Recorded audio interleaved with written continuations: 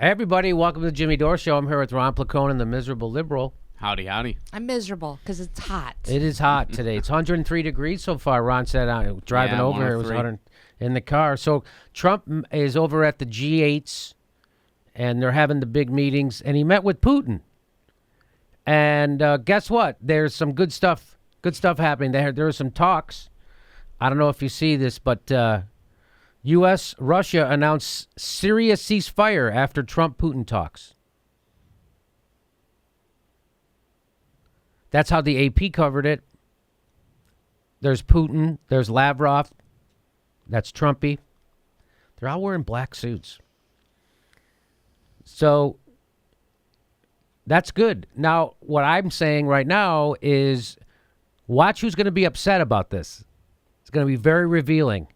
There's going to be people who are upset about a possible ceasefire agreement between Russians, United States, and Syria. Believe me, the Democrats are upset. They want war. The plutocrats want war. So peace is not good for business, baby. You know that. By the way, here's how the HuffPost. So that's how the AP covered it. Here's how the HuffPost. This is a HuffPost headline today. Still talking about. They can't stop talking about it. They just won't stop talking about it. So they just won't stop talking about the hack. They just won't stop talking about it. They just won't stop talking about it. I'm just going to say it. Russia hacked into John Podesta's email and the DNC server, and who gives a fuck? Because what they revealed was the truth. What they revealed was that the Democratic Party are a bunch of liars. And if they didn't get caught lying, they'd be running the country. That's what it proved. That's not me saying that. That's regular Joe person saying it on CBS News. When I was reading this today, just going through the news, like just sitting, having breakfast, going through the news, seeing what's up, and reading about this, like, oh, okay, well, this is, a pretty prominent story. You got to know what's going on here. The Syria part was, buried in every article I saw. Buried. And then part of wait a second, ceasefire. I was like, holy shit, that's great. Like, the rest of it, I was just like, okay, bullshit is bullshit. And I was like, wait. It's huge. Syria? How is this not the headline everywhere? And I had to dig for someone that was actually using that as a headline. So you see, Chomsky's right. You see how manufacturing consent works. You see all the news agencies, AP, God bless them, they have this story. God bless the AP, but they don't put out a paper, so they don't have a front page. Yeah. Well, it's like that Mort Saul thing we always talk about. This is it was in almost all the articles, but it was just a little sentence. Yeah. And then finally someone puts that on the headline. That should be the headline that's posted everywhere. Right. So that's how the HuffPost, that's how they're covering it. They're really informing you. So the breakdown of our media that happened before the Iraq war, it never went away. They're horrible. They are horrible. And I know that, there's always good work being done in different places. There's some good work that's being done at the New York Times, some good work that gets done at the Washington Post, but overall, they are a detriment to our society. And they are not resisting anything. Who they should be resisting? They should be resisting Jeff Bezos, who's worth $80 billion and runs the paper of note.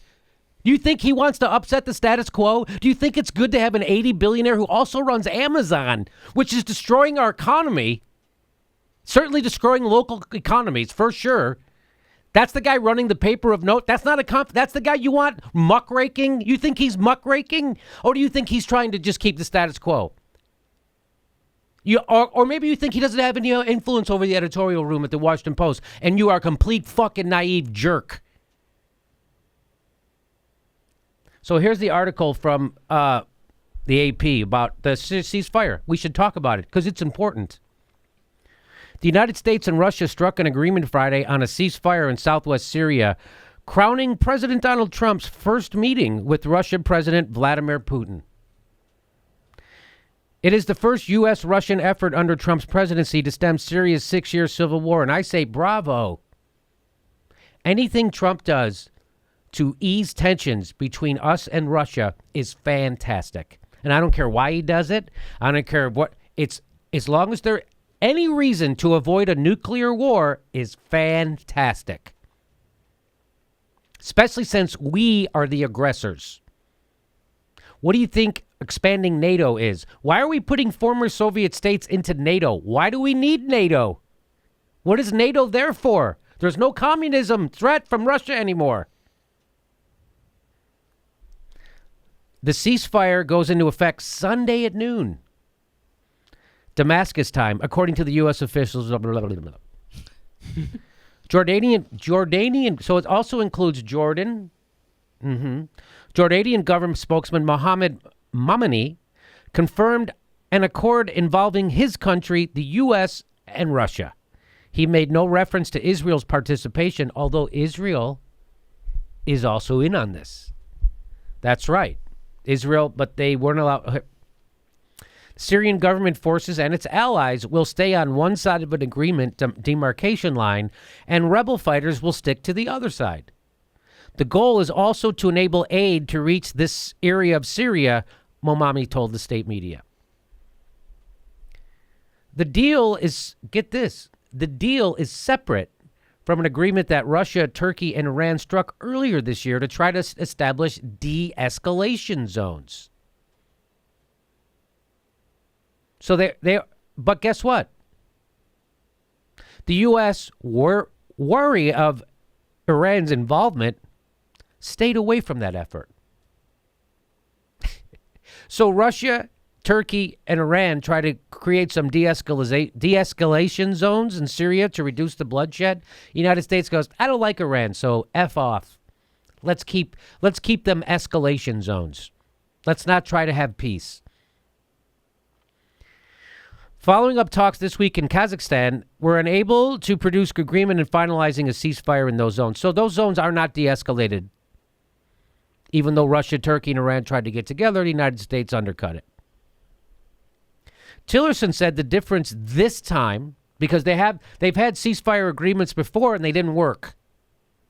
So Tillerson, who's our Secretary of State, direct from Exxon, baby, he said the difference this time is Russia's interest in seeing Syria return to stability. It's an argument top U.S. officials such as former Secretary of State John Kerry cited regularly amid his failed efforts to end a conflict that has killed as many as 500,000 people, contributed to Europe's worst refugee crisis since World War II, and allowed ISIS to emerge as a global terror threat. Is that ISIS or ISIL? It's IS, it says. Same thing. I think it's probably meant to be ISIS. So implications for Syria aside, this is how the AP finishes up their article. They say the deal marks the biggest diplomatic achievement for the U.S. and Russia since Trump took office. But why would you want to mention that in the headline why would the HuffPo mention that? Trump's administration has approached the notoriously strained relationship by trying to identify a few limited issues on which the countries could make progress, thereby building trust for a broader repair of ties. I don't know if you remember, but Barack Obama ridiculed Mitt Romney for thinking that Russia was our enemy. Do you remember that? Do you remember they're not our enemies? Do you remember Putin used to go fishing on Kennebunkport with the Bushes?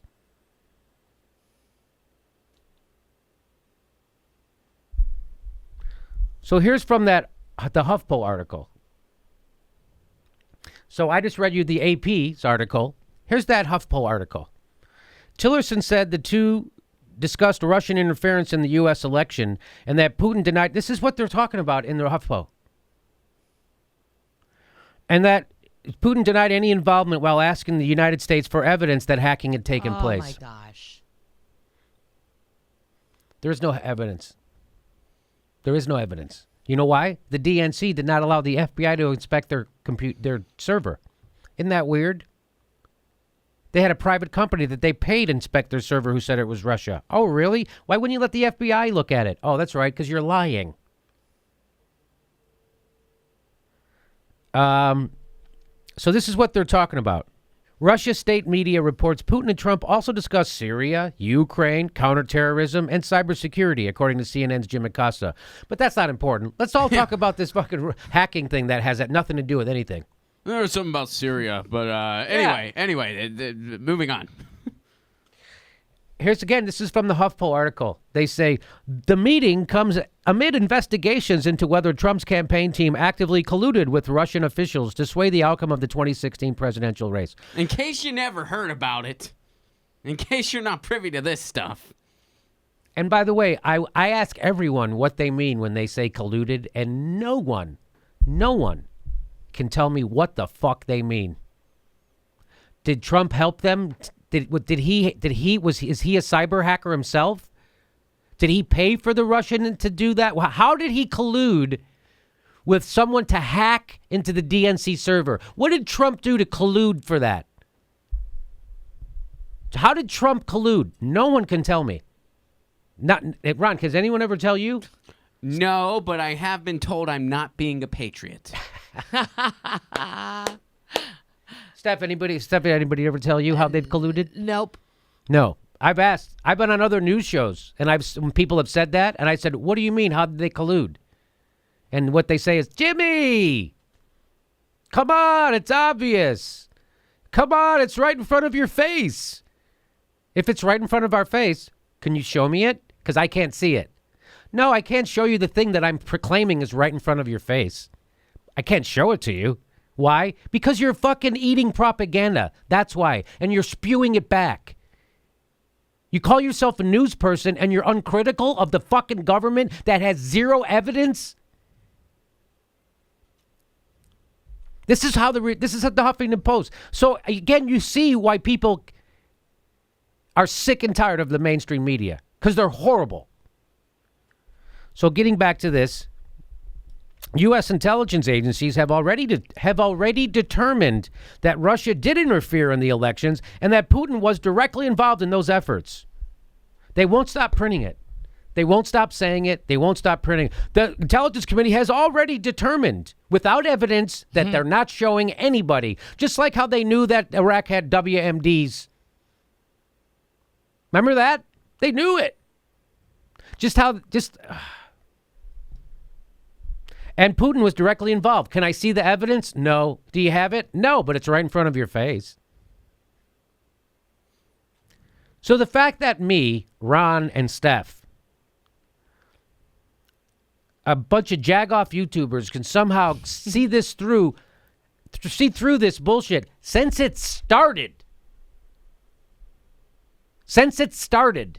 And by the way, if you're a reporter and you have the information that the DNC did not allow the FBI or the DHS, Department of Homeland Security, to inspect their server when they said they were hacked by Russia and they didn't allow it, and you still believe this story, you are a fucking chump.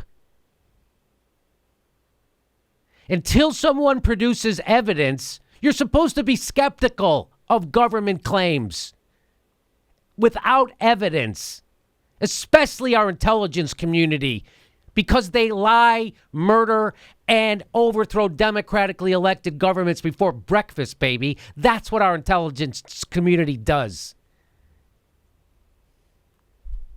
This is unbelievable to me. That's how the mainstream media is covered. Isn't that awesome? No, I read the same article, Jimmy, like this morning, because it was on the cover of HuffPo, and I was just like, okay.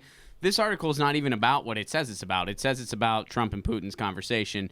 It mentions that it happened, and then and then it rehashes everything that's been going on for the past year in the whole Russia investigation. This is horrible. But that's no different. She's not any different than anybody else at the New York Times or the Washington Post or CNN or especially MSNBC. I mean, they're all doing this. So this isn't to single her out. This isn't to single out the Huffington Post. This is ubiquitous, baby. And they're not stopping.